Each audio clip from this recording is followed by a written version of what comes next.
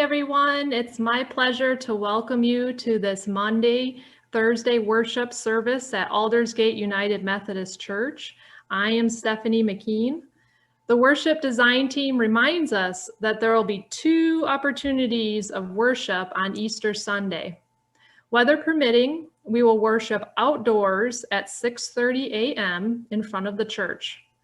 Please bring your own chair, wear a mask, maintain social distancing at all times. The second opportunity is by virtual worship with a pre-recorded worship service for those unable to attend the outdoor service. If we have inclement weather, we will have Zoom worship. You'll receive an email around 8:30 a.m. if we have to cancel the outdoor worship and hold a Zoom service instead. We look forward to celebrating our risen Christ with you. We continue our Lenten series called Again and Again, a Lenten Refrain. Tonight's service is called Again and Again, We Are Held Together. As we venture toward the cross, we can lean into God's everlasting arms, knowing we are held. Some questions to think about tonight are: Jesus commands his disciples to wash each other's feet. The act primarily displays the fundamental posture of God. How does this image of God prepare you for the days ahead? How does this image of God inform your own experience of death, loss, and grief? Recall a time when you have been held by another. Recall a time when you resisted support, choosing self-reliance or to focus on others instead? What is easier for you, to give or to receive, and why? The candle is lit, reminding us of Christ, who is our light. Let us begin our worship by taking a deep breath. Let God's Spirit fill every part of you, quieting your mind and listening for God's word again and again.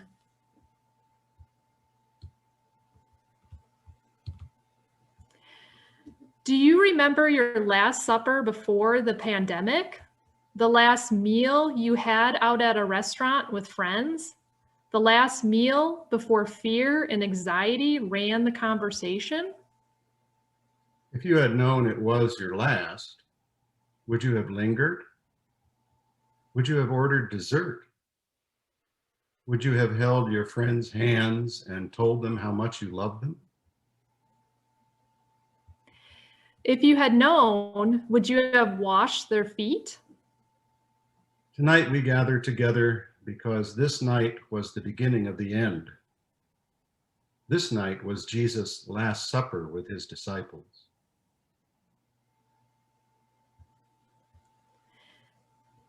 Take a moment to imagine how Jesus must have felt.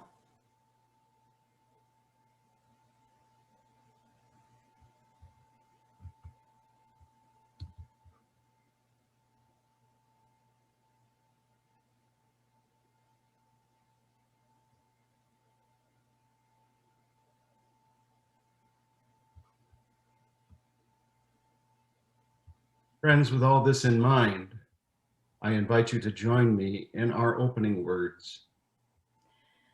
Tonight we will hear again and again of a love that knows no bounds. May we be fully present here. May we worship Holy God.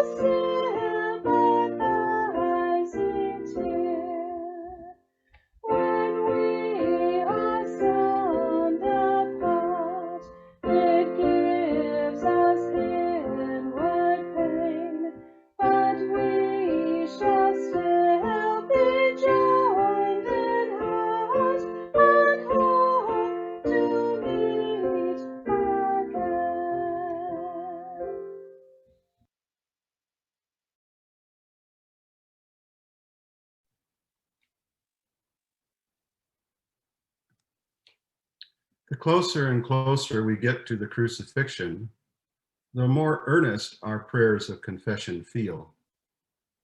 For we know that what was done to Jesus, betrayal, humiliation, violence, and death, are things we do to each other all the time. So with all earnestness, a sense of urgency, and a deep hope for transformation, we return to his prayer once again, trusting that the God who holds the stars in the sky is holding us tonight. Let us pray. Holy God who holds us together, if I were to place myself at your table, I would probably be Peter, misunderstanding your radical hospitality, sticking to the rules, arguing what I do and don't deserve. Then again, it's possible I'd be Judas, the one who betrayed you, the one who failed to see the good right in front of him, the one who might have thought he wasn't worthy of your love. If I were to place myself at your table, it's possible I'd be one of the unnamed disciples watching, but not speaking, silently missing the opportunity to tell you what I believe and how much I love you. If I were to place myself at your table, I am confident that I would have made the same mistakes your well-intentioned disciples made. There's no surprise there. What is surprising is that I know you would have washed my feet nonetheless. So forgive me, God. Wash not just my feet, but my hands and my head also. Amen. Family of faith, Jesus knew that Peter would deny. He knew that Judas would betray, and he knew the disciples would hide in fear. And still, he invited them in. He washed their feet and he fed them. Friends, we worship the living Christ whose love shocks, surprises, and far exceeds our understanding of love. So may this story remind us. No matter who we are, no matter where we go, no matter how great our mistakes or regrets are in life, we will always be invited in and held together by the living God. Again and again and again, we are forgiven. Again and again and again, we are held.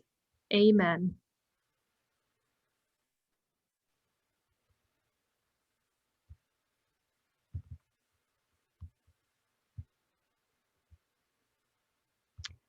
So, what's for dinner? I bet at least one of the disciples asked Jesus that the Thursday before Good Friday, the evening of Passover, Monday, Thursday.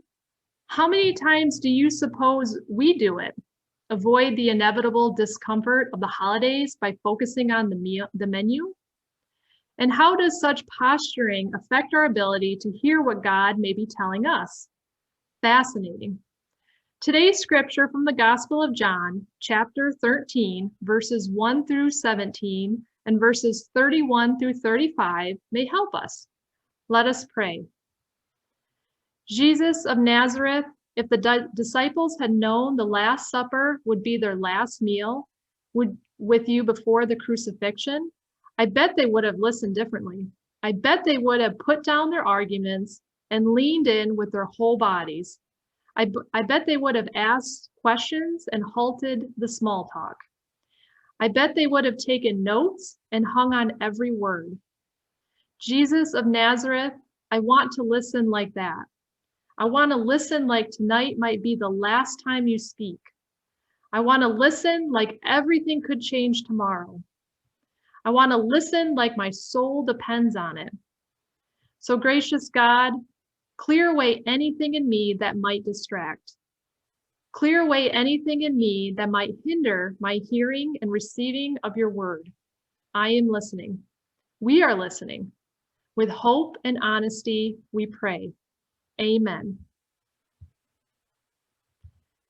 This is God's word from the Gospel of John. Before the festival of Passover, Jesus knew that his time had come to leave this world and go to the Father. Having loved his own who were in the world, he loved them fully. Jesus and his disciples were sharing the evening meal. The devil had already provoked Judas, Simon Iscariot's son, to betray Jesus. Jesus knew the Father had given everything into his hands and that he had come from God and was returning to God. So he got up from the table and took off his robes. Picking up a linen towel, he tied it around his waist. Then he poured water into a basin and began to wash the disciples' feet, drying them with the towel he was wearing. When Jesus came to Simon Peter, Peter said to him, "Lord, are you going to wash my feet?" Jesus replied, "You don't understand what I'm doing now, but you will understand later." "No," Peter said, "you will wash my feet." Jesus replied, "Unless I wash you, you won't have a place with me."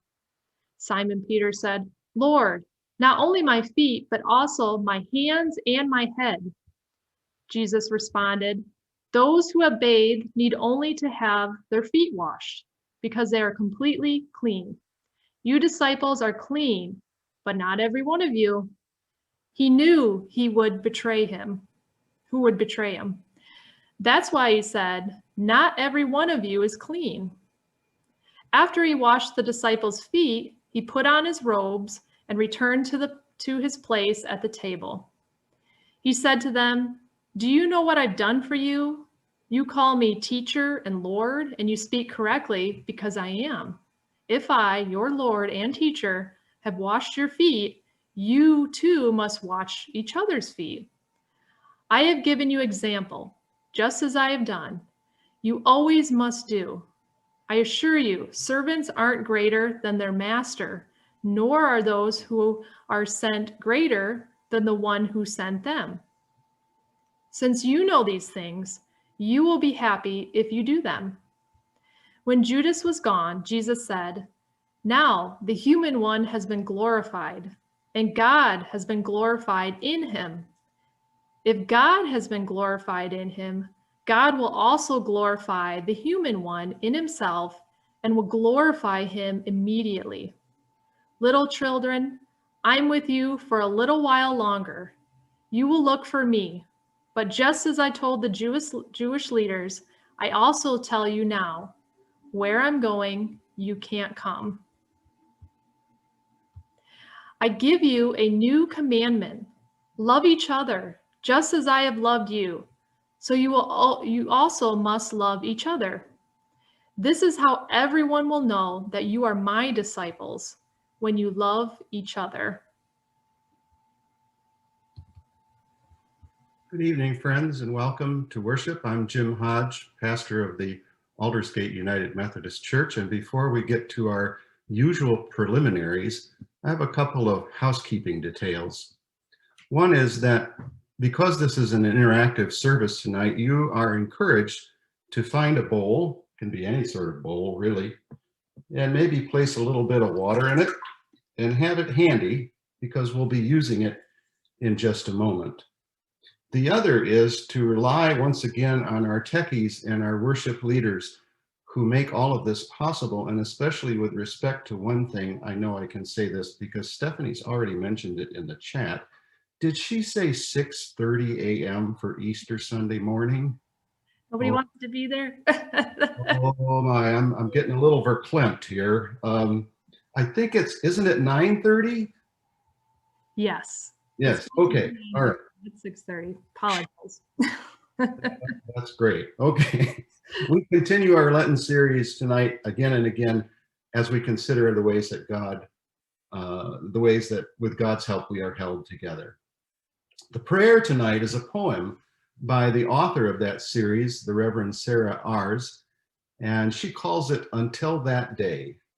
So let's pray. We cannot shake hands right now. We cannot hug or kiss cheeks. We cannot lean in to tell stories or draw close to pray. We cannot pass the peace or even pass the time in each other's homes. We cannot eat together because the world is sick. So instead of holding each other, we hold distance. We hold masks. We hold statistics on the lips of our tongue, on the tips of our tongues. We hold fear. We hold space. We hold tense conversations. Maybe by the time you're reading this, the day will have come for all God's people to be gathered at table. Maybe by the time you're reading this, we will be eating together. Hopefully, there will be dancing and laughing and kissing and leaning in to tell stories and throwing our heads back to laugh. But until that day, I will wiggle my toes and think of foot washing. I will eat sweet bread ravenously and remember communion. I will close my eyes and picture your face. I will clasp my hands and know, as sure as one palm knows the other, that we are being held. We are being held together. Amen. Tonight we are here to thank God for holding us together, and it has been a long, long, long and wearisome trek through this pandemic.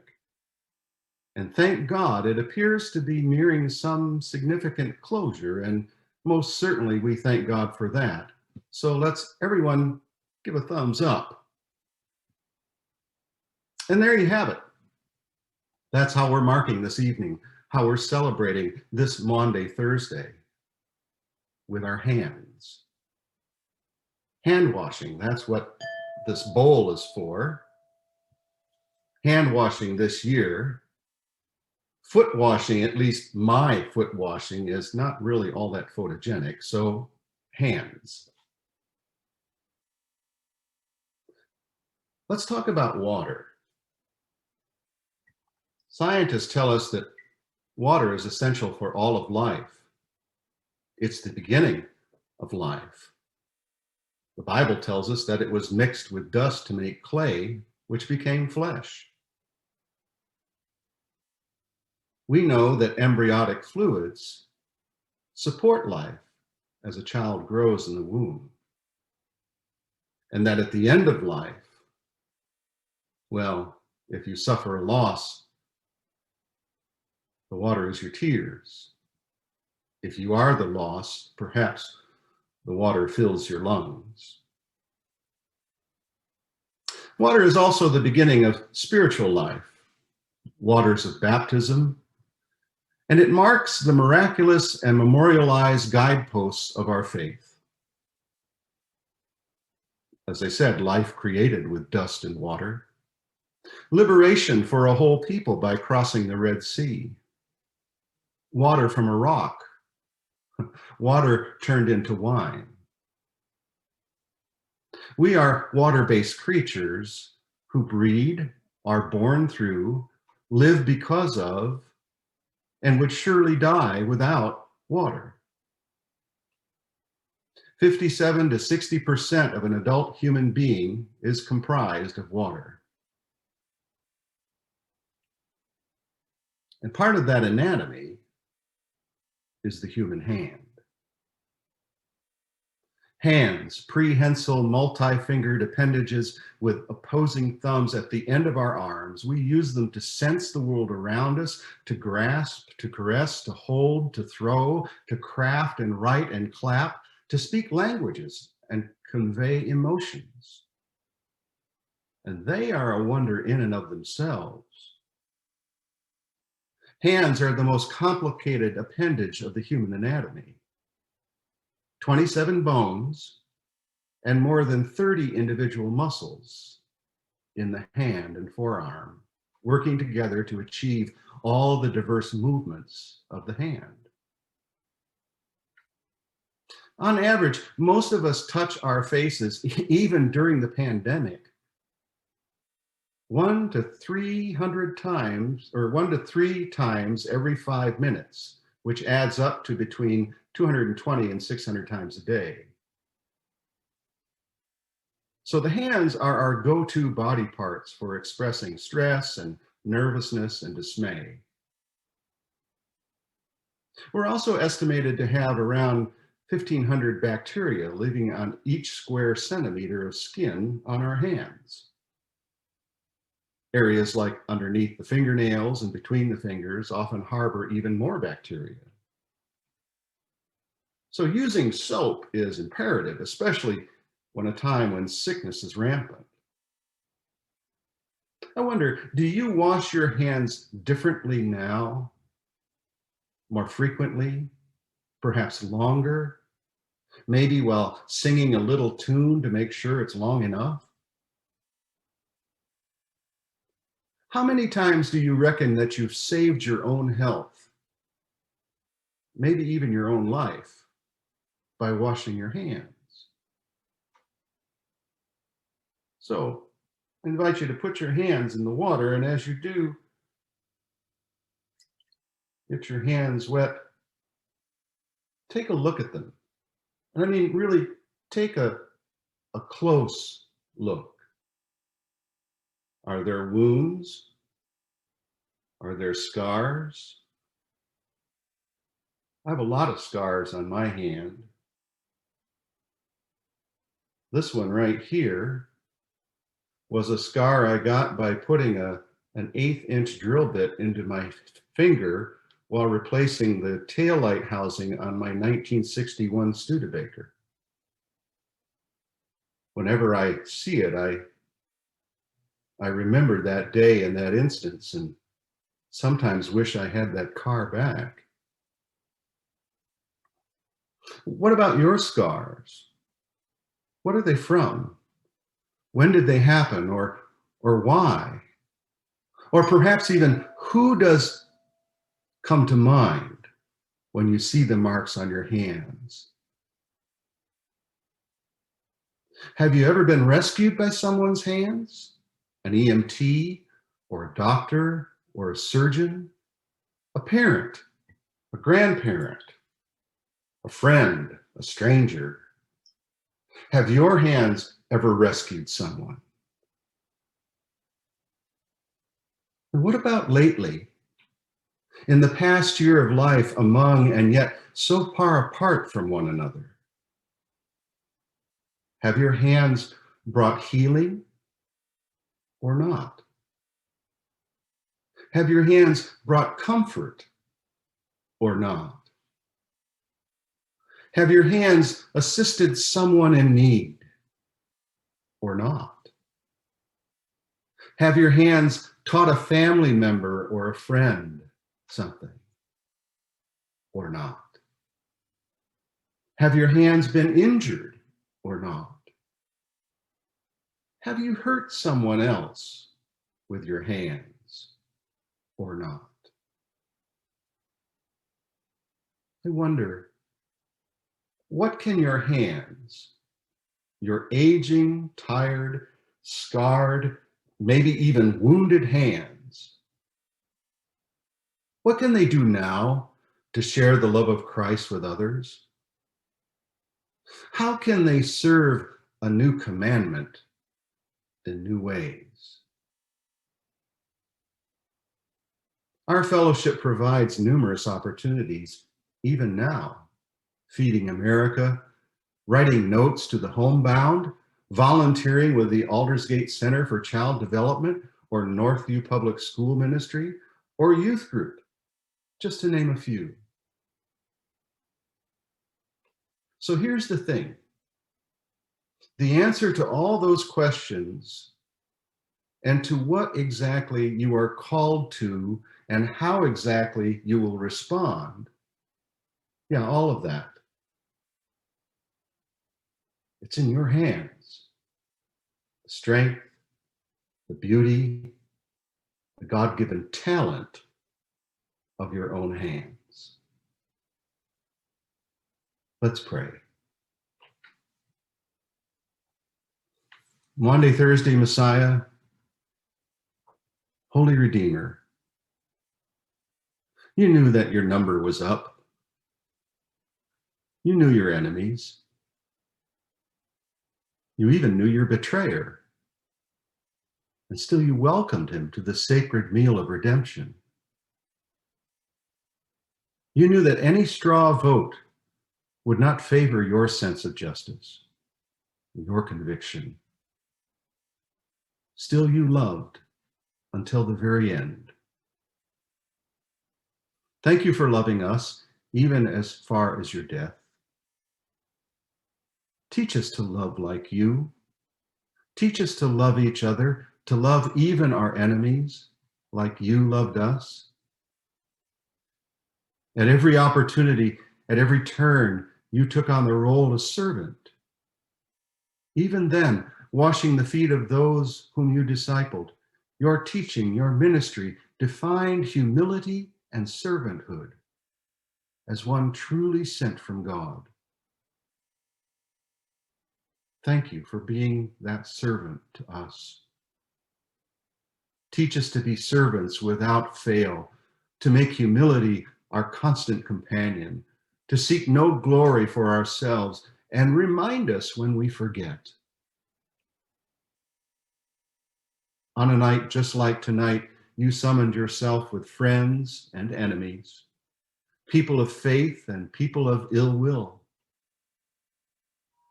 Help us always to follow after you when we are surrounded by our friends, and even and especially when we are surrounded by our enemies. On that night, a night just like this night, when all the feet and hands were washed, when the meal was nearly over, you established a new commandment.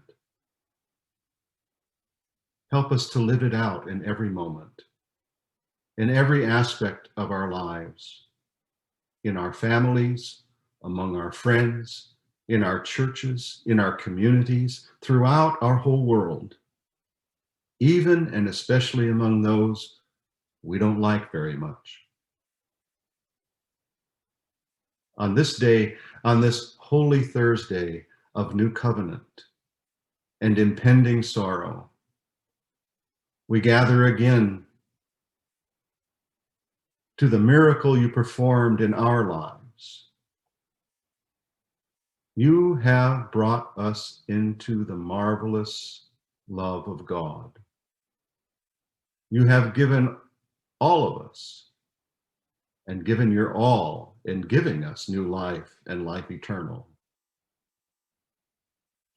So God, before everything goes to hell in a handbasket, we risk a grateful Alleluia and Amen.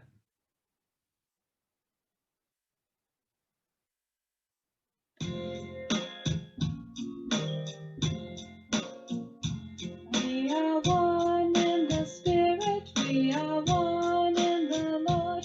We are one in the Spirit, we are one in the Lord. And we pray that your unity may one day be restored. And they'll know we are Christians by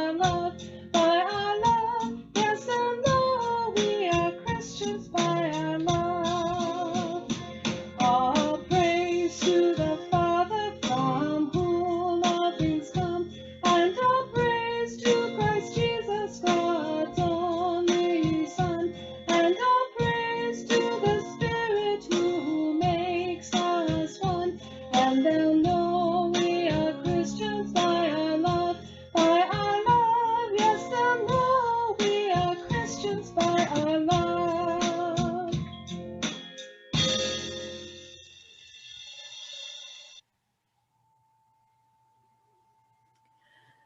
Family of faith, let us celebrate who we are in Christ Jesus. We are each a tapestry of stories. We are our stories of fear and grief, as well as our stories of love and joy.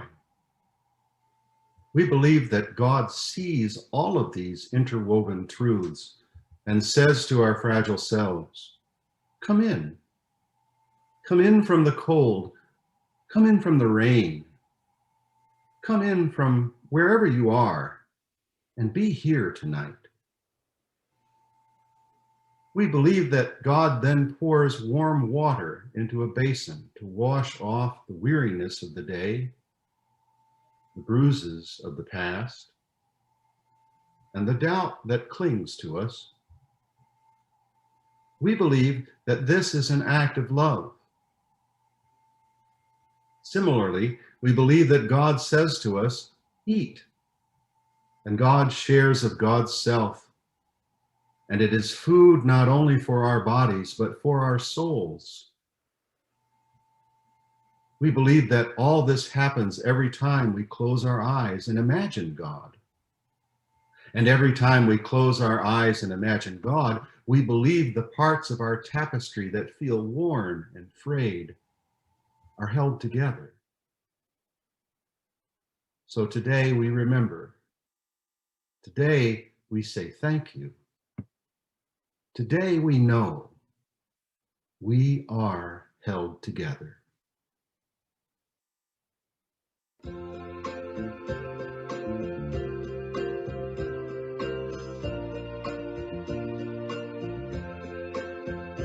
Oh God, you are my God, and I will ever praise you.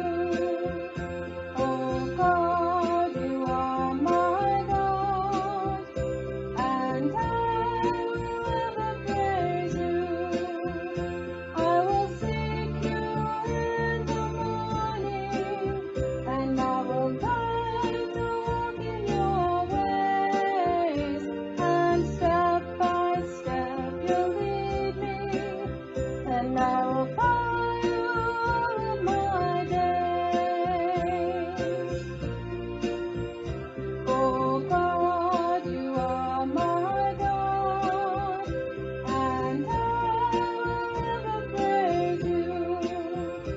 Oh God, you are my God, and I will ever praise you.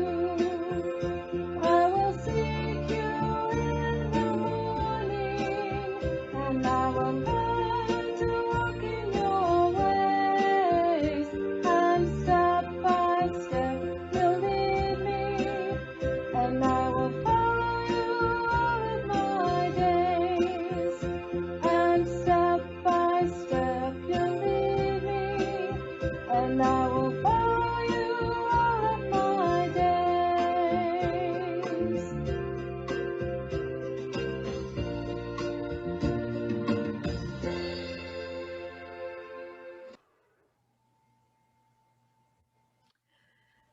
As we conclude worship, may your mouth speak of God's goodness. May your arms hold those in need. May your feet walk toward justice. May your heart trust its worth. May your soul dance in God's grace. And may this be your rhythm again and again and again until God's promised day. In the name of the lover, the beloved, and the love itself, go with courage, go with heart, go in peace. Amen.